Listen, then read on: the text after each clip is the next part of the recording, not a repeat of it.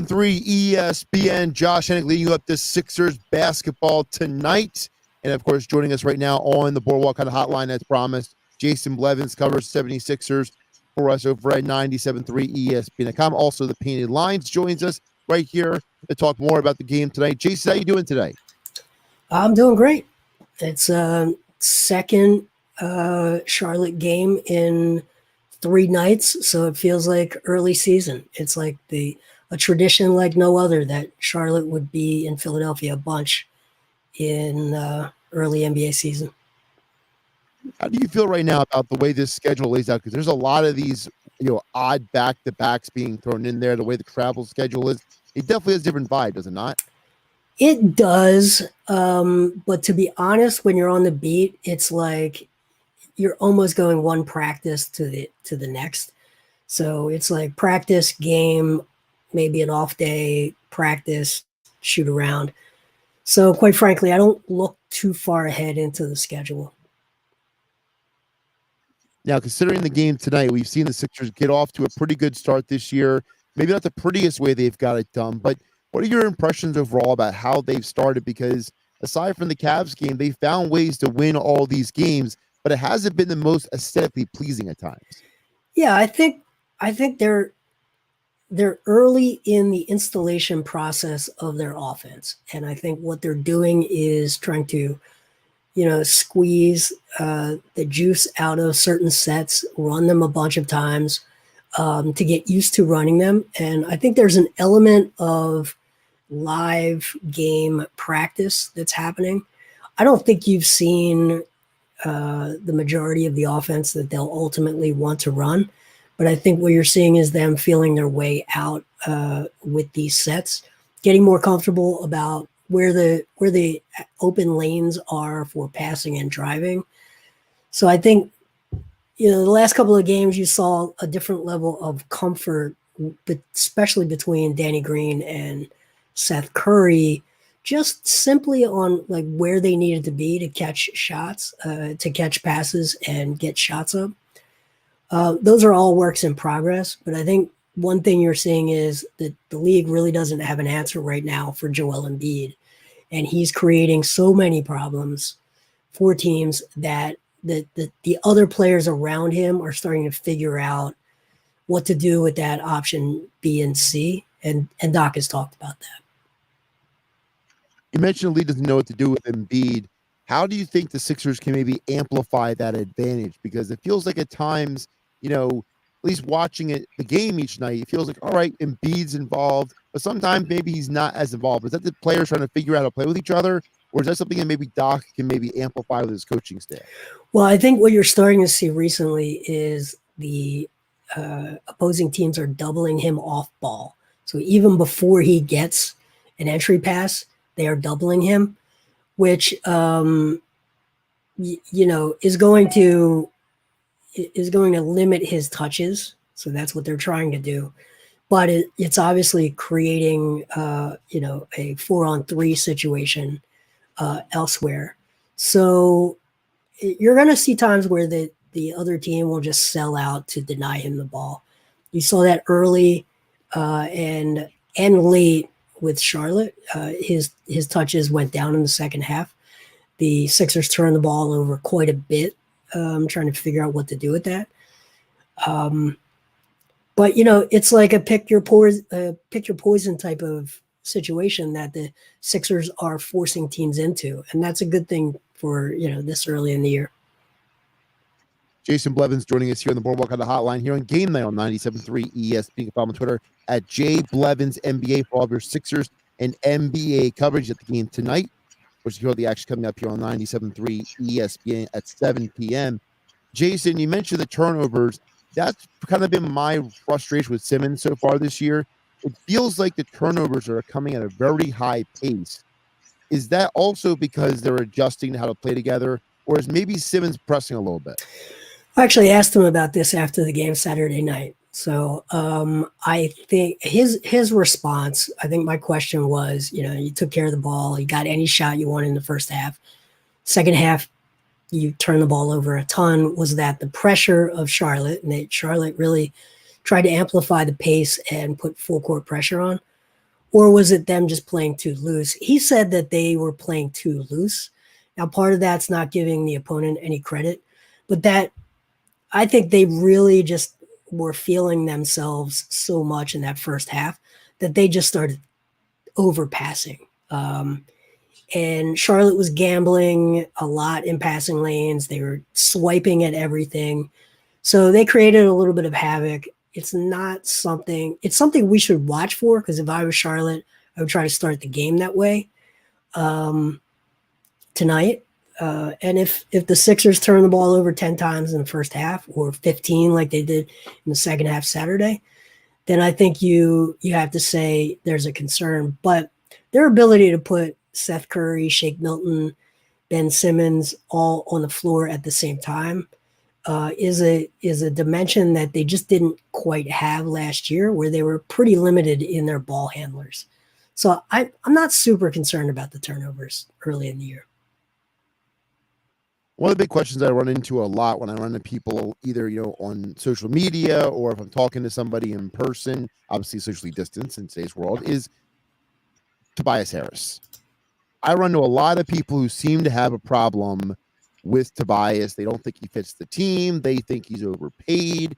They don't know how well. And then he played well the other night. So what is your perspective on Tobias? Because I think that if Tobias Harris plays the way he's capable of, he's a great number 3 option for this team. But there's still a lot of people in the fan base who seem to be not sold on him. Yeah, and I understand that. I think he looked really out of sorts last year for the most part of the year, like some other players did. Another guy, Mike Scott, got sort of the same treatment.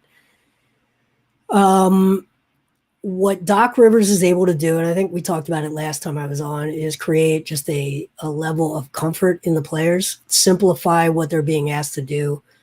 But also it's the effect of having capable gravity-inducing players around them that is really opening things up for him. He is making faster decisions, which is something Doc's talked about.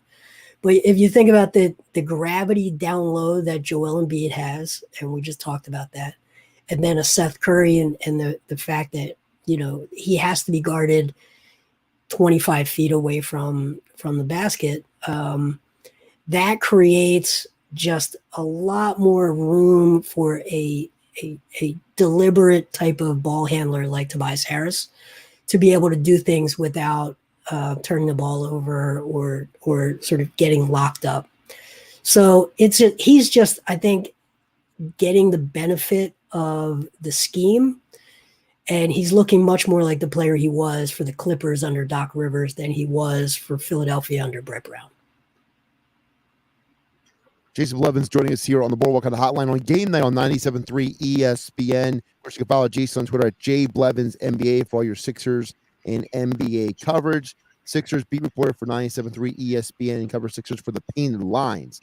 Jason, when you think about this team with Tobias Harris, though, moving forward, there's a lot of speculation that he may be thrown into a trade. There's speculation that the Sixers, I've seen the Zach LaVine rumors all starting now. Everybody and their cousin seems to want James Harden, even though he's basically acting like a child down there in Houston.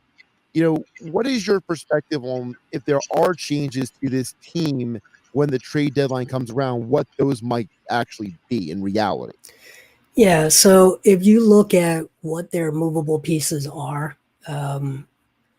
they really come down to make any big move, you need a matching salary. So Danny Green is a salary of $15 million, but he doesn't carry a net positive asset because of his age. Tobias Harris, it's really a mixed bag as far as where he's valued around the league. But his salary is such that it would match for a really large deal. So if you wanted to move for a James Harden, you'd have to use Tobias Harris salary, unless you wanted to move Ben Simmons. And with a Zach LaVine, actually, he makes much less than Tobias.